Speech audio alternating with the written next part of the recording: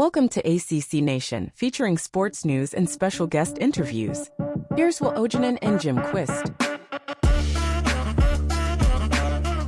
Welcome to ACC Nation. That's Will Ojanen.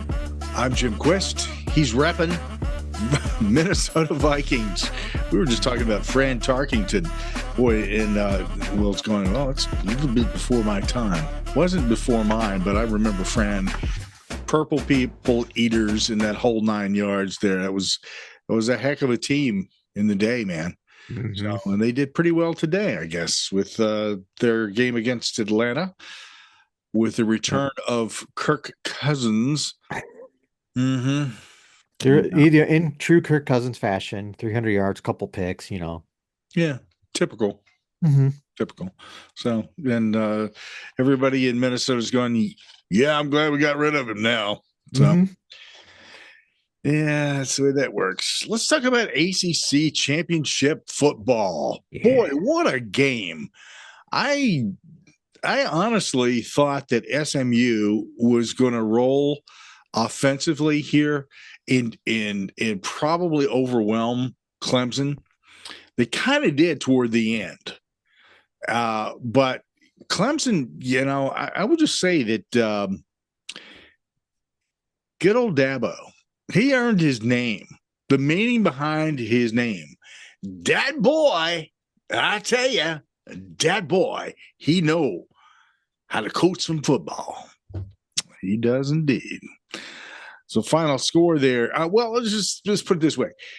SMU came from way behind, which I'm sure you're going to run down for us here in a second, and tied it up 31 all, and it left 9 seconds on the board. And I'm thinking, oh boy, just like everybody else. Oh boy, here we go. Overtime, going to be exciting overtime. And for some reason, I kind of forgot that it was Clemson I was dealing with here. And in true Clemson fashion, 9 seconds was all it took to cinch the game. Mm-hmm. Let's talk football. Yeah. So when you look back at it now, 24 hours later, what really set the tone for the game and really made the difference in the game was the first quarter. Because SMU, like, they were kind of like the deer in the headlights look, and or the original cast of SNL. They're not ready for primetime players. Yeah, pretty much. Because they got on the first possession, Kevin Johnson got strip sacked, and then Clemson scored 2 plays later. SMU went 3 and out of the next drive. Clemson went right back down and scored on the next 2 drives. So SMU did score again, but at the end of the first quarter, it was 21-7, and you're like, ooh, Clemson's fixing to blow them out, and then they added another field goal in the second quarter, and it was 24-7 at halftime, and a lot of people are like, this one's over. I'm just not seeing it. SMU, had a great year, but it just feels like you're not quite there yet. And even still, they both teams traded touchdowns in the third quarter. It was 31-14 after 3. But then here came SMU. Like you said, down 17, came back, tied it. And we think, oh, we're going to go to overtime for the ACC Championship game. This is exactly what we needed if the ACC is going to have a shot at 2 teams. A very competitive game that goes, to the distance. And lo and behold, on struts Nolan Hauser for a 56-yard field goal that he absolutely nailed. Nailed it, yeah. Yeah, but hell of a kick. I know. We used to make fun of college kickers for the longest time because you couldn't trust them to hit like a 35-yard field goal. Now you got them winning conference championships with 56-yarders, and I know some have hit like from north of 60 this year. Yeah, that's crazy. It's amazing how good kickers have gotten in such a short amount of time. But yeah, Cade Klubnik was a stud in this game. He threw for 4 touchdowns. The only thing for Clemson is they didn't run the ball well. 2 yards a carry in this game, 64 yards total, and it wasn't. That's where I give SMU's defense credit. They were really good against the run, but they couldn't stop Say Kate Klubnik. They couldn't stop Brian Wesco. 8 catches, 143 yards, 2 touchdowns. Again, a freshman who absolutely showed up on the biggest stage and was one of the big reasons Clemson won that game. Kevin Jennings in a losing effort, 304 yards, 3 touchdowns. Brashard Smith, 24 carries, 113 yards. And I thought SMU might try to run the ball a little bit more in this game just because we've seen the last couple of weeks, especially where Clemson's defense has struggled to stop the run. They struggled against the Citadel. They struggled against South Carolina. A lot of that because of the North Sellers.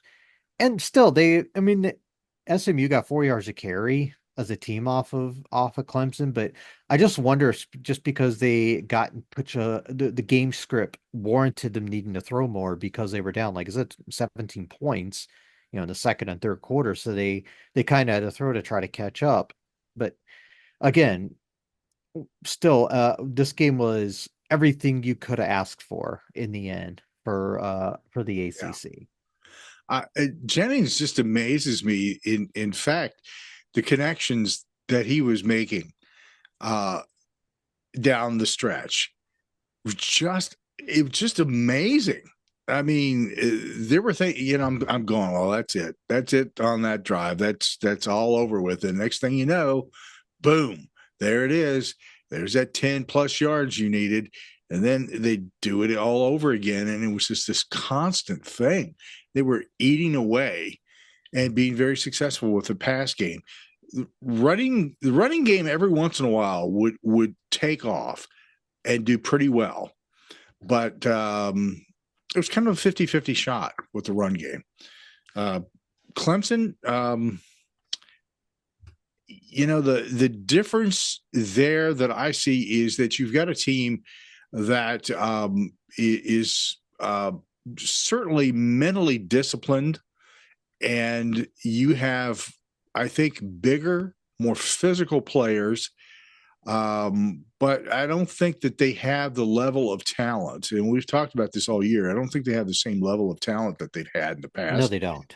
And but they did very well in this game. I thought, what a perfect game. How that whole thing, right up until the very last moment. At that moment when they kicked that field goal, it was just this anxious moment went through me for both teams. It was like, I'd really kind of like to see this thing go into overtime, just for the fun of it, and there's some other benefits to that as well. But no, not to be. Again, Clemson earning their spot into the college football playoffs. And the original bid thief, Jim. Man, I tell you what. And I'm proud of you guys at Clemson. You did a great job at SMU. Same thing. What a hell of a game. Hell of a game. And you both earned your way into the college football playoffs. You deserve to be there. Would I've loved to have seen Miami in there too? You bet. And to be honest with you, I don't know how in the hell Alabama was above Miami, for that matter. But some of those games, I guess, during the season that Miami won by the hair on their chinny chin chin, and then that final loss to Syracuse was enough to sort of put the dagger all the way in and do them in the eyes of the committee, which is really a shame. It's a shame that, but yeah, again, you always have, every team has their destiny in their own hands.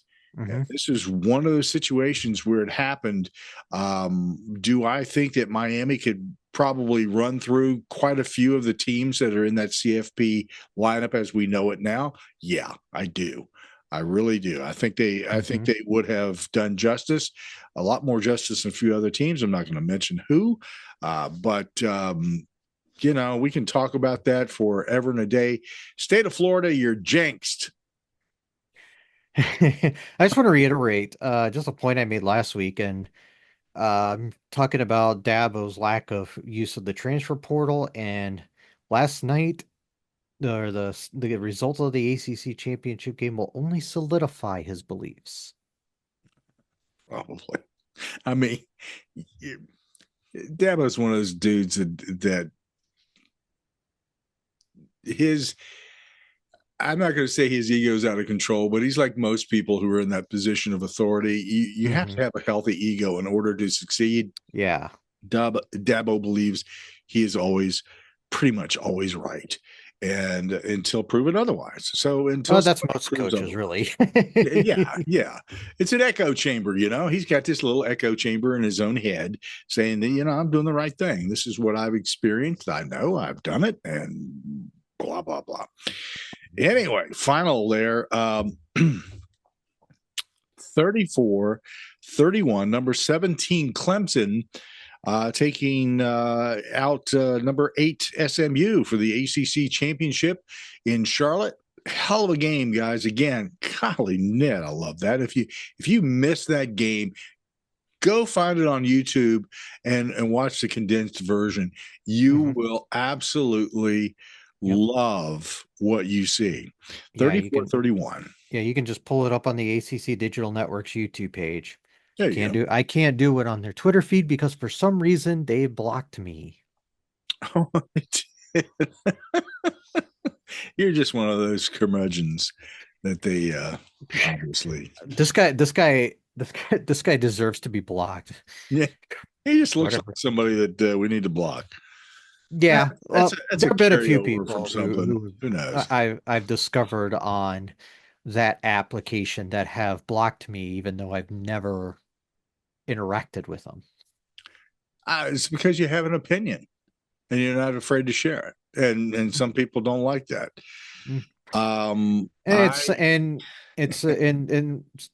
It's because sometimes, especially, everyone knows I'm a Virginia fan, but I will speak negatively of the program when warranted. That you do. That has gotten me blocked. Sorry, the truth hurts. Yeah, suck it up, folks. Simple. I'm pretty liberal when it comes down to the people who follow us on and following back people on social media. Yeah. Especially with Blue Sky. Sometimes from an infrequent basis, but it's done nonetheless. If you start getting into a lot of political stuff that is obviously, I don't care what side you're on. If you're hacking somebody off enough, I'll probably block you, just put you on, quiet mode or whatever it's called. And for you young ladies who are promoting your OnlyFans sites, DM me. I'll give you Jim's credit card number. Yeah, there you go. That'll work. I kind of go back and forth with that because there's some degree of like, okay, I don't mind being a platform sometimes for dissemination of information, but one of link in bio. So anyway, so you may want to think twice if you're just promoting your OnlyFans and you want to be on our social media. I may or may not block you. So it's just one of those things. Hey, if I tell you what, if you give Will and I a free membership on, I'm just kidding. Oh God, I hope nobody hears this. We've gone completely off the rails within the first 15 minutes of the show. As always. Hey, the Associated Press really got lambasted for their final top 25 rankings. And geez, I can't imagine why. And really, come on, folks. All year, and every year we talk about the same thing. We always talk about how the fine folks that vote for the AP top 25 just seem to have their head someplace where it doesn't belong. And that's no different this year. But I'm just going to run down the ACC +1 teams that are on the final AP top 25. Number 3, Notre Dame. Number 12, SMU. Number 13, Clemson. Number 15, Miami. Number 22, Syracuse. And receiving votes, number 27, Louisville. And number 28, Duke. I think all of those teams are deserving. In fact, you might even have a case here for the two teams that were just receiving votes and were outside of the top 25 for them being in the final top 25, considering how some of the people ahead of them performed. That's besides the point. The final college football playoff rankings. Number 1, Oregon. Number 2, Georgia. That team that just barely got by Georgia Tech, an unranked team, 8 overtimes. God, and the SEC talks about how superb and superior their conference is. Holy smokes. Is Georgia's 2. 3, Texas. Penn State at number 4. Notre Dame at number 5. Number 10, SMU. They have an 11 seed. Miami at 13. Didn't make it. Number 16, Clemson. Because they won the ACC Championship game, they get seed number 12. And number 21 is Syracuse. How did you like the final top 25? Didn't have much issue with it, honestly. I mean, you can gripe a seed here, you're here, 2 or you're there, but ultimately, I think the committee got the right 12 teams. I won't argue with that. I felt pretty comfortable with that. To be honest with you, when they were, I was watching it live, so I did not see Brett McMurphy's. I was just going to bring that up real early. I'll let you complete this whole thing, but I didn't see that. Now, I happened to. Funny thing is I was standing in the checkout line at Target, and that's when I saw the post from Brett McMurphy that SMU was in and Alabama was out.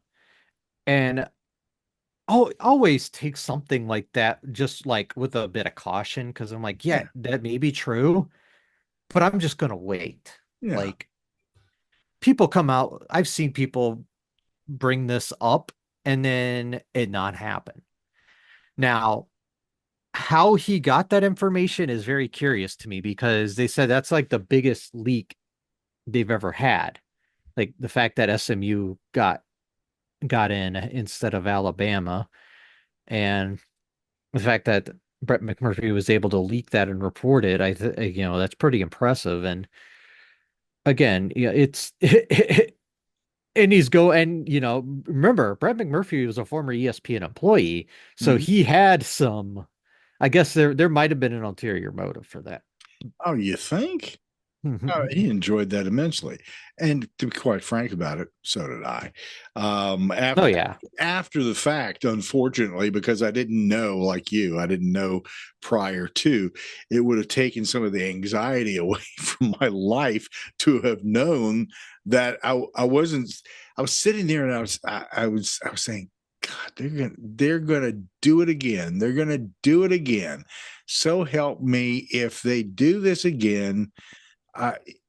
And they stretched it out. They stretched it as much as they possibly could, and then they dropped SMU in there. And I'm going, thank you.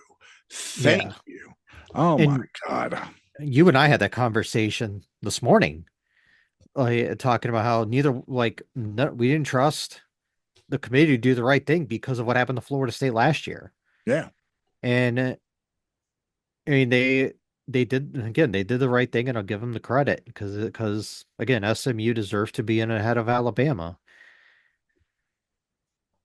Do we go ahead and get into it right now and talk about the discourse? Why not? Let's do that, because I'm sitting here looking at a ton of stuff that I want to bring up. So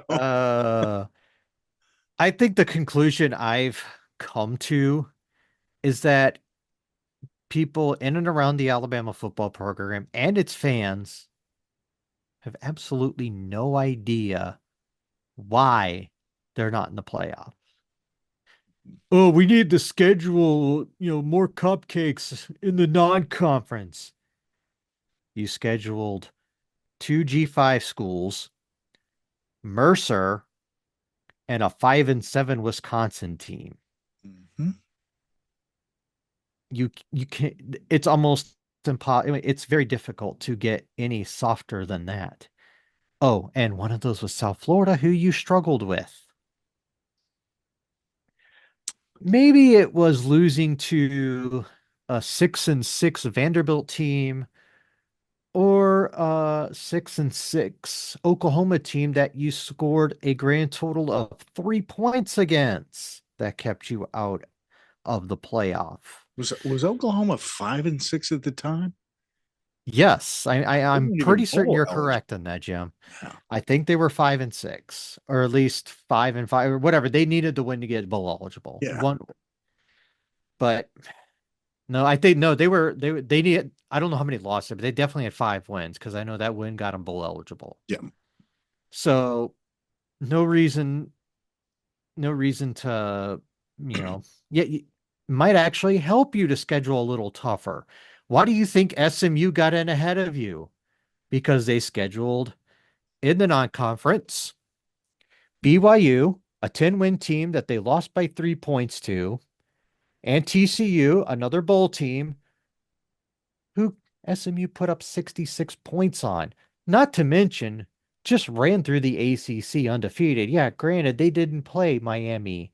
They didn't play Clemson. They didn't play, a lot of the big teams. Their best win is Duke, who they beat despite turning the ball over 6 times. And it's as simple as that. We're not worrying about like strength of schedule or whatever. It doesn't matter. You're good. You had good wins. Yes. You beat some good teams in the SEC, but it also matters who you lose to. Losing to two teams that won 6 games apiece is not going to cut it. Nope. And I think my favorite moment of the day is Alabama's athletic director going out on Twitter, X, whatever the bleep you want to call it, and trying to talk about they're disappointed in being let out, and then talking about the maybe scheduling softer, and it got community noted by the app because of their soft non-conference schedule. It was just absolutely hilarious, and it further proves the point that they don't get it. They don't. Not at all. And it's this way across the SEC. Yeah. And just if you repeat something frequently enough, people begin to believe it. They think it's a fact. So what we hear over and over and over and over and over and over and over again, SEC is the college football conference, undoubtedly the best. They'll stomp anybody. It's a tough ride if you're playing in this conference. It's challenging, blah, blah, blah, blah. We ought to be given more credit for this. We ought to be given, more respect for our conference, blah, blah, blah, blah, blah. Thing is, when you come right down to the nuts and bolts, you only have a couple of teams at the very top. The rest of the teams suck. Okay. mm-hmm. All right. It just, let's just be really frank about it. I mean, it's like most conferences, and they're not really suck per se, but I mean, they're middling. And, it's the same way in the ACC. We've got a top tier of teams, though I will say, I think this season has been a lot deeper than I have seen it in a long time. Mm-hmm. So it's all this complaining and whining and I saw Nick Saban on the playoff I can only stand but so much of that, and I had to turn it off. Got my information. Don't blame you. Moved on. But Nick Saban was just making. You just everybody in the SEC and Alabama fandom came across as whiny little bees. And, it's like, gee whiz, thanks and welcome to what the rest of college football has been feeling about, the nonsense we've been hearing out of you guys forever and a day. Feinbaum. God, uh, he Ow. he found it hard to swallow the Alabama decision. It's something he's been swallowing on Crimson Tide for years. So you got to take the good with the bad there, good old Paul boy. And Greg Sankey, he got smoked by Kirby Smart at the championship game. Kirby made a comment about, about the schedule and stuff, and Sankey didn't like it and shot daggers back at him. And, it's like you could just see all this stuff crumbling because suddenly there was this realization, maybe we're not all that. And you aren't, okay? You're not. You have to prove it every single season. Don't go riding on what you did the year before or back when your daddy was around or whatever the hell, because nobody cares anymore. This is a whole new game. Yep, the depth and what it really comes down to is, a lot of your pieces that were like huge depth pieces for your team who were like, oh, you're gonna sit for a year or two, and then when the all conference guy graduates, it's your turn. No, those dudes are hitting the portal and going elsewhere where they can play immediately. Yep. And that's a lot of the reason why there isn't. And Oregon was number one, but they weren't that great of a team this year. Exactly. I've been sitting on this for a moment. I'm going to read you this post from Jim Nagy, who runs the Senior Bowl, and I'm going to apologize in advance because you will all, and there's a line from the movie Billy Madison where the teacher after listening, or the guy after, he's like, what you just said is one of the most insanely idiotic things I have ever heard. So I'm going to read this to you, and you're going to get that vibe. Okay. Yeah. As someone with access to college tape and staff of 11 former NFL scouts that logged hundreds of hours evaluating this college football season, it's easy to see why SEC coaches are upset with final playoff bracket. Based strictly off of future NFL talent, Alabama, South Carolina, and Ole Miss, and even can throw in Florida, Texas, A&M, and LSU for that matter, are all easily in top 12. SEC ADs now have no incentive for scheduling tough non-conference opponents moving forward, which is too bad for college fans. Jesus. Really? I mean, that's the kind of BS that they're going to throw and hope that some of it sticks against the wall. It's just whiny. It's whiny. It's unbecoming of people who are professionals. Look, take the good with the bad. Crap happens, man. You lose. Sometimes seasons are just not going to be what you think they're going to be. And as Will pointed out here just a second ago, with the transfer portal in place and NIL money out there, it's evening out the ground. You are no longer the dominant kings that you thought you were. And who's going to get rolled? It's not Crimson Tide. Yep. I mean, like I say, take the good, you take the bad, and there you have the facts of life. The facts of life. But no, it's just to cut before we move on. It is like it's about time that they got their comeuppance, I guess you could say. Yeah. Like the SEC was, it was still the best conference. I won't disagree with that. But treating it like it was, like it's these teams could beat the NFL teams is just ludicrous. Bull. Get over yourselves. Yeah, like 5 or 6 guys are going to play in the pros, and the rest are going to be looking for something to do outside, or be looking for another career. Yep. Yeah. Slicing the meat there, Jimmy John's. Yeehaw! All right, let's talk about bowl action and college football playoffs. So what we've got coming up on Wednesday, December 18th, which is not too far away. We're about 10 days from the day that we're recording this. Art of Sport LA Bowl is hosted by Gronk. Cal is taking on number 24 UNLV. That's going to be at 9 o'clock Eastern time on ESPN.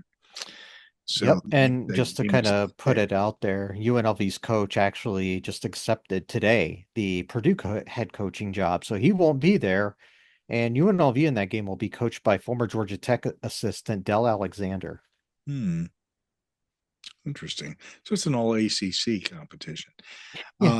Saturday, December 21st, the college football playoff first round is going to be in State College, Pennsylvania, where number 11 seed SMU takes on number 6 seed Penn State. That will be at noon Eastern on TNT. Mm-hmm. Also on Saturday, the 21st, the first round action. This one will be in Austin, Texas. Number 12 seed Clemson takes on number 5 seed Texas. Clemson and Mm-hmm. Texas at 4 Yeah. p.m. Also on TNT.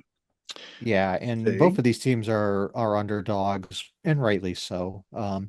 But I think both of these teams can give their opponents a games, and I think especially with SMU's case, yeah, they're going to Penn State, but one of the things people know is James Franklin is not exactly a great big game coach. Um, he has consistently failed his team, and so given that track record, don't rule out SMU. I'm not saying they're gonna pull off the upset, but I think they can be feisty. Yeah. Same with Clemson. If they can, I don't think I don't know. I think this is going to be an interesting game because the trench battle is going to be really good. Texas has a really good offensive line. Clemson has a very good defensive line. I mean, they're not great against the run, but I feel like they can if they can get the Quinn Ewers, Arch Manning, whoever's playing quarterback, then I think they'll do just enough to keep them in the game. And if Kate Klubnik can keep having the success he's had throwing the football, then yeah, they can hang with them. I think that Clemson and Texas may be more of a matchup than we think. Because quite frankly, I don't think Texas is all that. Yeah, right. I'm I just looking really at the don't. point spreads that I have right here, and Penn State's an 8.5 point favorite over SMU, and I, Texas is an 11 point favorite over Texas. Texas is 11 point favorite over Clemson. So, I'll take SMU and Clemson and both of these folks. Mhm. I'm just telling you right now, if that if that spread continues the way it is, you take the underdogs because you got a good chance here. I don't think Penn State is. I think Penn State is a good team, but I don't think they're solid either. There's a lot to be said there. Now, I just here's the thing about SMU all season long. We really haven't had that much of an opportunity to see them really play, and especially against somebody who is good. I think my first game seeing them really against somebody solid was in the championship game. Mhm. I And they mean, were I right did. there. And I think the thing for SMU is you got to bottle up Abdul Carter, who's one of the best defensive players in the country, will likely be a top 5 pick in April, and he's going to be he's a force to reckon with, and that whether or not they can contain him and keep him in line, I guess you could say will be a difference in this game. Remains to be seen. Games coming up Thursday, December 26th. The game above Sports Bowl is in Detroit. That's Pitt taking on Toledo. It's going to be at 2 o'clock in the afternoon on ESPN. Hmm. Um, Yeah, so the thing you need to know about Toledo, they were 7-5 this year, but they're not a really good run team. They're more of a passing team, and this is where I'm kind of curious to see where Pitt's pass defense and a lot of there and with all these other games, there's a lot of unknown with this team in terms of who's going to play and who's not. I have suspicions on certain teams, like but like this one for example. I don't know if Eli Holstein's going to be healthy enough to play. Nate Yarnell just went to the transfer portal. I don't know who's starting a quarterback for Pitt in this game. So it's gonna be well, I mean, this is why like you only take bowl results with a grain of salt, especially nowadays. This could be very damaging to Pitt's program recruiting wise if they drop the ball here. Mm-hmm. Friday, December 27th is Birmingham Bowl. We know where that is. Georgia Tech is taking on Vanderbilt. That should be an interesting game. Mm-hmm. That is going to be at 3:30 in the afternoon on ESPN. I say 3:30 in the afternoon like it's going to be played at 3:30 in the morning. It will not be. I don't know, maybe in Hawaii. I don't know. I don't know what time it would be. Like it would be like 9:30 in the morning or something like that on the East Very Coast. But early. Yeah. we know Vanderbilt from beating Virginia Tech earlier in the season, and as we mentioned earlier, beat Alabama. So I think the name you need to know there, Diego Pavia. I know he's trying to petition for another year of eligibility, so I'm not 100% sure if he's going to play in this game or not, but he's the name to know. I think this would be a good matchup. Yeah, and we've talked about Georgia Tech being a program on the up, and Brent Key just got a contract extension this week, which he 100% deserves because, let me say, this is probably the most momentum Georgia Tech's had in football in years. It's been fabulous. Friday, December 27th, the DirecTV Holiday Bowl out in San Diego. Number 21, Syracuse is taking on Washington State. That'll be at 8 Eastern on Fox. Yeah, the thing that you need to know here, Washington State finished the season 8-4, or they lost the last three games and their starting quarterbacks in the transfer portal. So, and he was really good too. He led the team in both obviously passing and he led the team in rushing. I think he had like over 800 yards. So that's a big piece gone for their offense. We'll see what they're able to do in that game. But again, I like Syracuse to win that game if depending on who plays.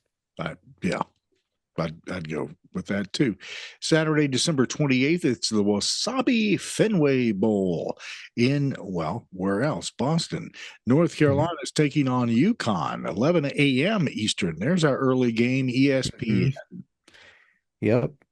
And I've been to Fenway Park about a year ago and went and got a cool tour of Fenway, as we mentioned my trip to Boston last time out. Big green. UConn 8-4, but they lost by 7 points to Duke, 3 points to Wake, and then a 7 point loss to Syracuse. They run the ball really well. They had three players over 500 yards rushing. But again, this is what I'm interested in is how serious is UNC going to take this? Mac Brown's gone. Freddie Kitchens has taken over.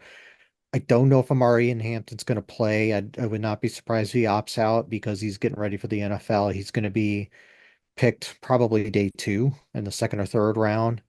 So he may not play in this game. But again, we're just waiting to see what UNC does with their head coach situation. Up next is the Bad Boy Mowers Pinstripe Bowl in the Bronx on Saturday, the 28th. That'll be Boston College taking on Nebraska. That game time is at noon Eastern, ABC. Mm-hmm. No, the Boston team's going to New York. Weird. Yeah. Nebraska lost 5 of 6 to end the season. Name to know here, former Wake receiver Jamal Banks led the team in receiving yards. They're the freshman QB Dylan Raiola, obviously the son of longtime Detroit Lions offensive lineman Dominic Raiola. Up next is the Pop-Tarts Bowl in Orlando on Saturday the 28th as well. It's number 13 Miami taking on number 18 Iowa State, 3:30 p.m. Eastern, ABC. If we knew everybody was playing, this would be a fantastic matchup. But quite frankly, I would not be surprised if a lot of the key cogs for Miami are opt out of this game. The ones who are out of eligibility, like a Cam Ward, for example. Xavier Restrepo, I think he's done too.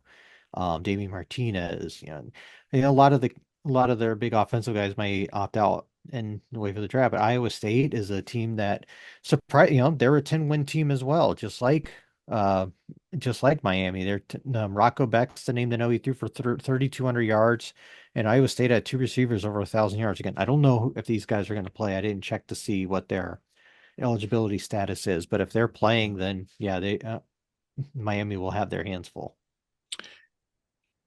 Then also on Saturday, the 28th, is the Go Bowling Military Bowl in Annapolis. It's NC State and East Carolina, 5:45 Eastern, ESPN. Well, a couple things you need to know here. First, the ECU side, they finished the season 7-5, won 4-5, but NC State's defensive coordinator, Tony Gibson, is gone. He is now the head coach at Marshall, which somebody who's been, his name has been, brought up for the last couple of years as a potential head coach, and he's finally gotten a shot at Marshall. So good on him for getting his opportunity. That's a good program to go to. Marshall is, storied in a lot of ways and pretty consistent program. Yeah. And they have a lot of support there in the community, which is a good thing. Next up on Tuesday, December 31st, it's Tony the Tiger Sun Bowl in El Paso as Louisville takes on Washington. That's at 2:00, CBS. Yeah, I don't know what the status is for Washington. I know they finished the season 6-6. I know their quarterback, they grad transferred over there. Remember, we were talking about him in the for the championship game last season, Will Rogers, or is that no? But he played he was their quarterback. But again, this is a really balanced Washington offense. They actually threw the ball 2 more times this year than running the football. But again, Louisville, I don't know what if Tyler Shuck's going to play. Maybe he will, just because he wants to, go out on top. He's battled injuries all throughout his career. He wants to go out, one more time with his team and, lead them to a victory. And quite frankly, if he plays, I think Louisville wins, because I don't think Washington's anything special. Yeah. Thursday, January 2nd, the TaxSlayer Gator Bowl in Jacksonville. It's Duke taking on number 14 Ole Miss, 7:30 ESPN. So I wrote down one question in my prep work for this game. How much will Ole Miss care about this game? That's a good question. Like, yeah, we can talk about how Jackson Dart, he's a good quarterback. Maybe Trey Harris, great receiver, who's been banged up the back part of the season. But how much of a damn are they going to give? Oh. Well, that could bode well for Duke. Yeah, exactly. For sure. Yeah, okay. Friday, January 3rd, it's the Duke's Mayo Bowl in Charlotte. Virginia Tech will face off with Minnesota, 7:30 ESPN. So again, Hokies in the bowl, after beating Virginia. Hokies finished 6-6. They're playing a Gophers team that finished the season 7-5, but over there, I think they're a lot better team. Their record indicated they had a 1-point loss to Penn State. They lost close to Michigan, both on the road. They won at Illinois. They beat USC when they were ranked. They have a pretty good defense. They only allowed 30 points once this season, which ironically was to Iowa. They have a stud freshman named Coy Parrish, who's from Esco, Minnesota, which is a small town of about 2,000 up on the Iron Range west of Duluth. Don't really get a lot of big name football players from that area. They're usually from the Twin Cities or from Rochester. That's where all the hockey players come from. No, spoken like a true Minnesotan. The Iron Range.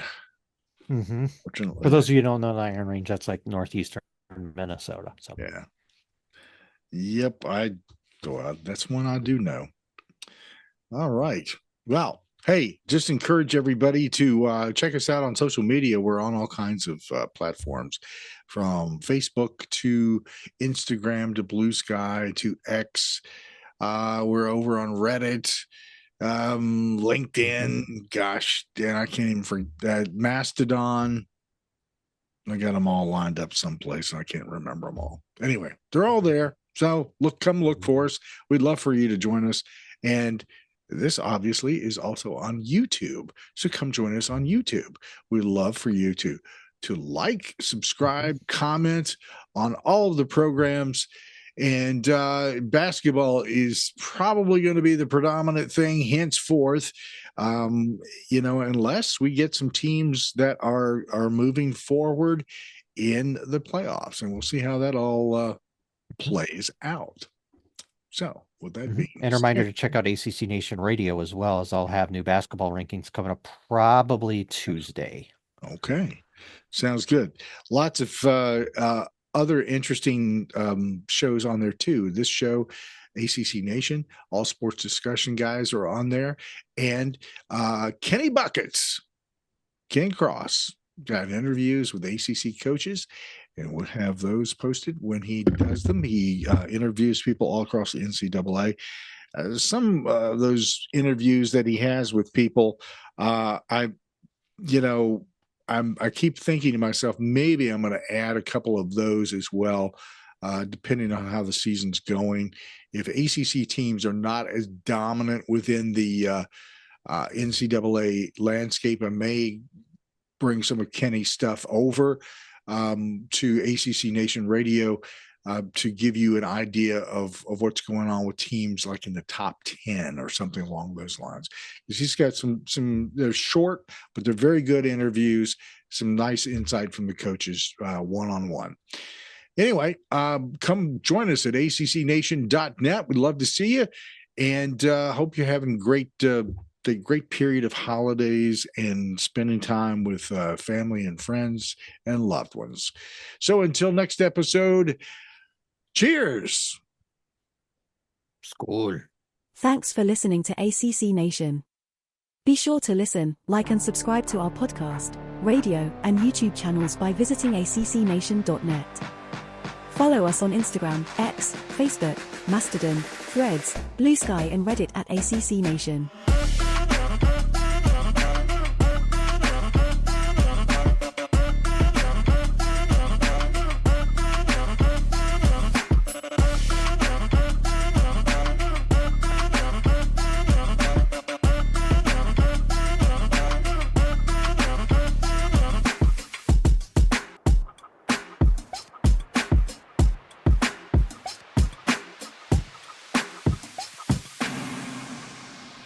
ACC Nation.